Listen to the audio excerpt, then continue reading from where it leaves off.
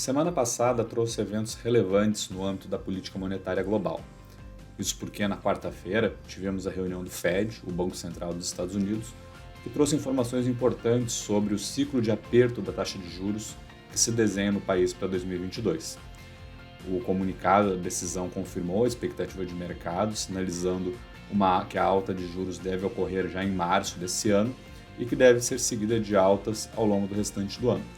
Hoje, o consenso do mercado são cerca de 4 altas em 2022, uma por trimestre, com uma continuidade desse ciclo ao longo do ano que vem. Mas é importante colocar que o comunicado e também o press conference feito pelo presidente Jerome Powell deixou a possibilidade aberta de você ter altas de juros em reuniões adjacentes, ou seja, não apenas reuniões trimestrais, mas reuniões em sequência. No caso, teria uma alta em março e já poderia ter outra em maio. Isso faria com que as 4 altas hoje vistas como consenso terminassem mais cedo, o que representaria um aperto maior da taxa de juros. E também abre espaço para calls que antecipam mais do que 4 altas esse ano. Já vemos algumas casas no mercado, inclusive, indo para esse cenário, ainda que não seja o consenso hoje. Além disso, outro tema de extrema relevância é o ritmo com que haverá mudanças na expansão do balanço do Fed, do programa de compra de ativos.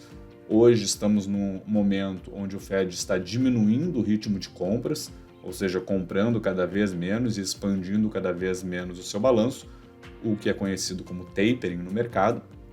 Esse processo, a comunicação em relação a esse processo vem em linha com o que o mercado esperava, antecipando que o fim das compras deve acontecer em março. A próxima grande discussão de também extrema relevância é quando o Fed passará a permitir que os títulos que estão no seu balanço vençam e que o balanço dele diminua ao longo do tempo, efetivamente retirando liquidez do mercado. Esse processo, conhecido como quantitative tightening, em oposição ao quantitative easing, que representa uma expansão de liquidez, é visto hoje como mais provavelmente acontecendo no segundo semestre, podendo iniciar em julho ou junho. Mas é importante ressaltar que durante a press conference do presidente não foi fechada a porta desse processo ser iniciado antes, o que representaria um aperto de liquidez ainda maior. Visto isso, nos encontramos nesse ambiente cada vez mais apertado em termos de política monetária global, com vários países ao redor do mundo já elevando juros e com a maior economia do mundo, os Estados Unidos, se encaminhando para esse processo já agora no início do ano.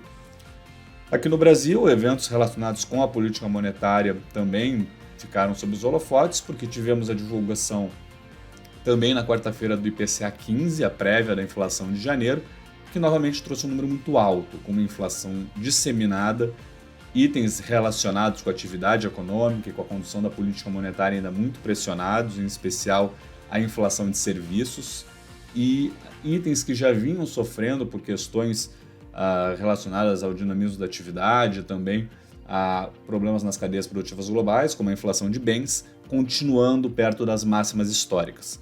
Diante disso, continuamos vendo um cenário de inflação bastante deteriorado esse ano.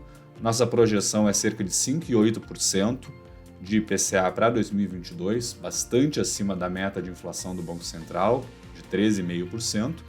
E vale frisar que nesse cenário contemplamos a possibilidade de haver uma redução nos tributos federais sobre combustíveis. Essa medida, que tem um efeito relevante sobre a inflação, ainda é incerta se será aprovada ou se será aprovada nos moldes que impactam o preço dos combustíveis, em especial a gasolina. E caso nos encaminhemos para um cenário de não aprovação ou de não efeito sobre o preço da gasolina, aí teríamos um cenário de inflação ainda mais alta, com essa projeção de 5,8%, migrando para algo em torno de 6,2% a 6,3%. Então, é um cenário de inflação muito elevada e que é consistente com uma postura de aperto monetário que temos visto por parte do Banco Central. É por conta disso que esperamos que na reunião dessa semana o Banco Central faça uma nova elevação da Selic, num ritmo igual à da reunião anterior, de 150 bases, levando a Selic para um patamar de 10,75% ao ano. E também esperamos uma alta adicional na reunião seguinte, de cerca de 100 bases, para um ponto terminal de 11,75% ao ano. mas vale frisar que há risco de você ter na segunda reunião uma nova alta de 150 bases, ou mesmo de na terceira reunião do ano você ter mais uma elevação terminal, o que levaria a Selic para um patamar acima do nosso cenário base de 11,75% ao final do ano.